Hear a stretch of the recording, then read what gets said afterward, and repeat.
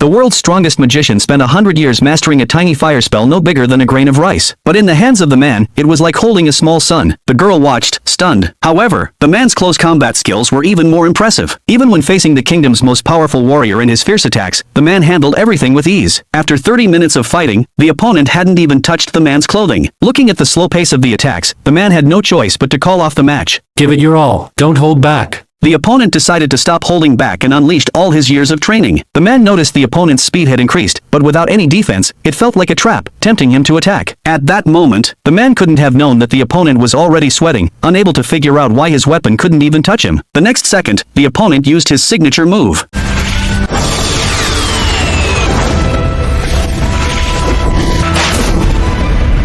Your speed could be faster. The opponent froze, shocked. As the man thought for a moment, the opponent launched his strongest attack.